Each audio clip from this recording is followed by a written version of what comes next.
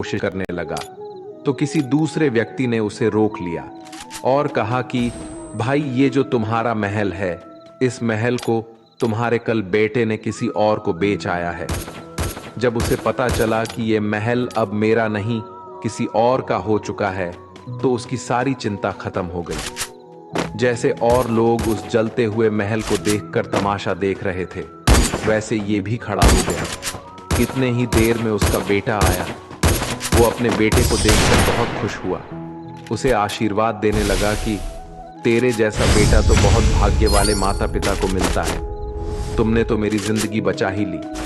आज इस घर में आग लग रही थी और तूने कल ही इसका सौदा कर दिया। वो अपने पिताजी से कहने लगा कि पिताजी, इस महल के सौदे के लिए बात तो करने गया था, पर सौदा कभी पक्का हुआ ही नहीं।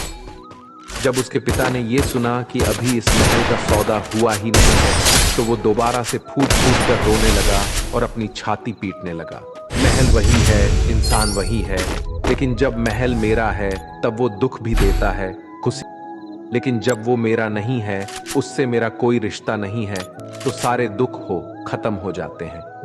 ऐसे ही जिंदगी में जब किसी जगह, किसी इंसान को, किसी रिश्ते को, किसी काम को हम अपना मान लेते हैं, मेरा मान लेते हैं, वो वहीं से सारे दुखों की शुरुआत होती है, वहीं से हर तकलीफ की शुरुआत होती है। तो श्रीमद् भगवद गीता का ये 29वां उपदेश यही कहता है कि आप जैसे ही किसी को अपनी जिंदगी जीने की वजह, इसके बिना तो मैं जी ही नहीं सकता, तो फिर वो चीज, वो इंसान, वो काम आपको बहुत दुख देता है।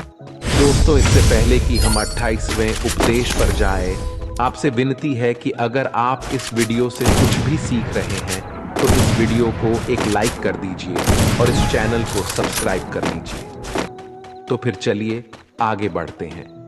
गीता का 28वां उपदेश है कि आज मैं जियो। कल की चिंता करना छोड़ दो। जो भी व्यक्ति अपने कल या अपने आने वाले कल में खोया हुआ रहता है, वो जिंदगी में कभी खुश नहीं रह सकता। आपको जिंदगी में खुशी सिर्फ और सिर्फ तब मिल सकती है जब आप वर्तमान में जी सके, आज के आनंद को जी सके। बीते हुए कल और आने वाले कल का कोई वास्तविक अस्तित्व